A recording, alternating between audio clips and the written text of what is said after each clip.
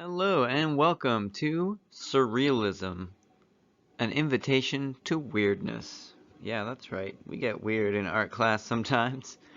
Alright, so last time we were talking about magical realism and realism, so we're going to take it a step further. But first I want to ask you, have you ever had a dream where you went to faraway places with weird structures? Maybe you could fly. Maybe you saw strange things that you couldn't understand, or dazzling things that almost made sense, but not quite.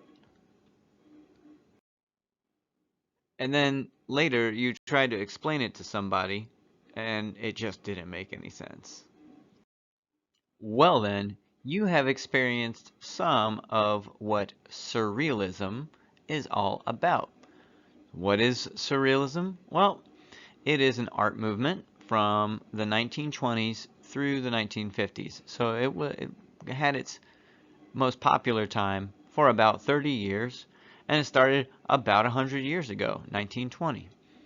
It was an art movement that was centered on not just making things look cool, but on disrupting or shaking up the viewer's sense of reality. So when you look at this art, it should mess with you a little bit. It should make you feel a little uncomfortable or shook up. And then the other part of it that was really interesting was letting the unconscious mind express itself. We'll get to that in a second, but first, check this out. What is this lobster here for? Why is it wearing a hat? It doesn't make a lot of sense, just like surrealism. It shakes things up. So that other part, the unconscious mind, well, people at the time were thinking about the mind kind of like an iceberg. You can see a little bit at the top, but really there's a whole lot more under the water or under the surface. So when people were thinking about the part of the iceberg on top, that's what we call the conscious mind. Those are the things that you're aware of when you're thinking them. So that's your regular thoughts, feelings, and perceptions. Then there's the subconscious mind. That's things like your memories and your knowledge. That's how you remember that, 2 plus 2 equals 4, and that guy on the street is your friend Ricky, so you might say hi to him. Then we have the unconscious mind. That's the lowest level. It's the stuff that you don't think about very often, or you might not even know that you know.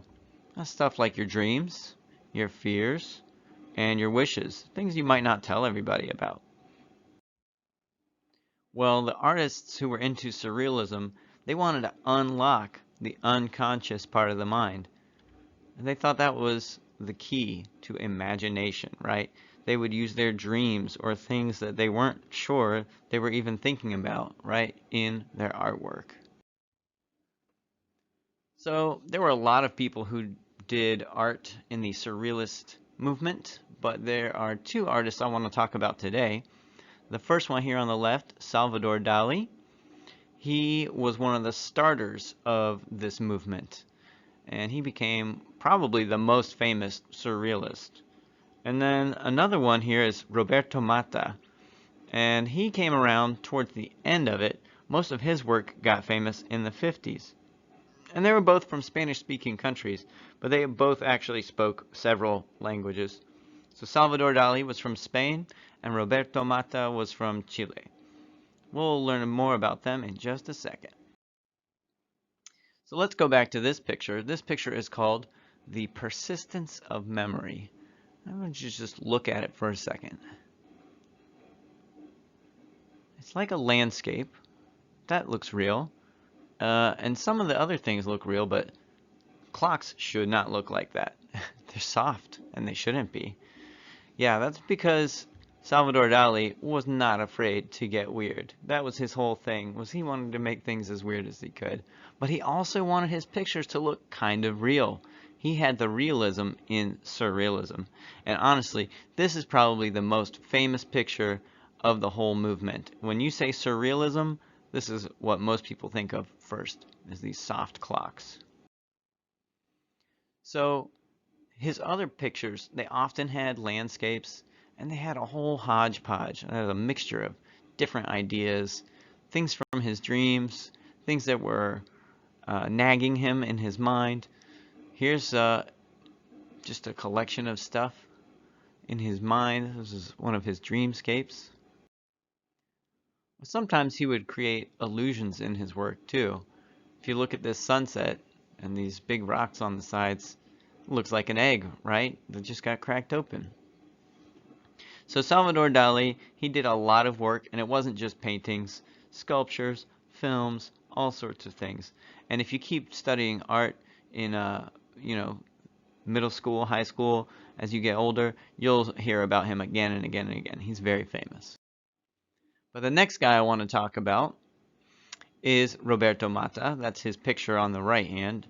And that's one of the few pictures I think that he did of himself. And it doesn't look very surrealist, but the thing on the left there, that is one of his early works. And man, it's so crazy. This came out in the 40s. And it looks like maybe an alien.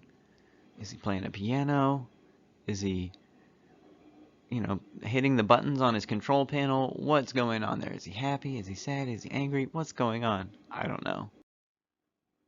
Yeah, his works, they became more what you'd call abstract surrealism, where things don't look as real as Salvador Dali's pictures, right? In those pictures, you could look at something and say, that's definitely a table or a chair or a desk. But in Roberto Matta's pictures, you really couldn't tell one thing from another, and that's what makes them so interesting. Let's take a closer look here at this one.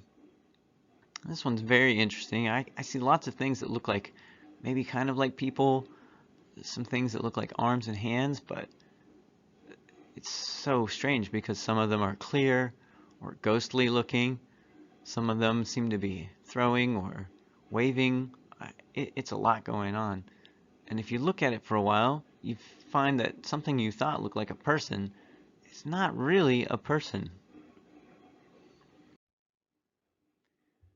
Here's another one. This one's called Grave Situation. And at first I saw this, I thought that's a classroom, right? That looks like desks and chairs that got turned over. Somebody got mad and they tossed them over. But then you look closer, that might not be a desk. That might not be a chair. What is that thing holding? Is it a person? I don't know, but it's really cool. This one, oh man. Are we on another planet here? These colors, what's up with these colors? It's just two colors really, kind of a grayish white, and then pink, and then of course black is the most powerful color of all. It can cover things up. It's a great color. So black and white and pink, that's basically one color, just pink. Pretty cool stuff. This one took me a minute, but I started to see all kinds of things in this picture. Kind of like when you look at the clouds, you start to see different stuff. This one's pretty impressive too. I could just sit and look at these all day. But if you guys want to look at these, take more time, I suggest you, hit pause and take a look at them for as long as you want. So there you go. That's Roberto Matta. He had a lot of paintings too. He got pretty famous, but definitely not as many people know him as Salvador Dali. I like his work a lot. So as you go through these pictures, take some notes. Look at the things that you like about them. And maybe you can use some of those ideas in your work. We're going to be sketching these. So let's think about what we learned today. We learned that Surrealism was an art movement. Started in the 1920s and it lasted through the 50s. And it was centered on, or it was all about, shaking up your sense of reality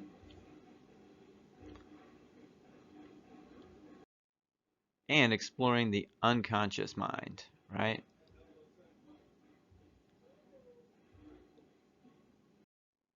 And the two artists we learned about today, Salvador Dali from Spain and Roberto Matta from Chile. Well, I hope you had fun learning about them. Get ready for the drawing project, which is coming up next. Have fun!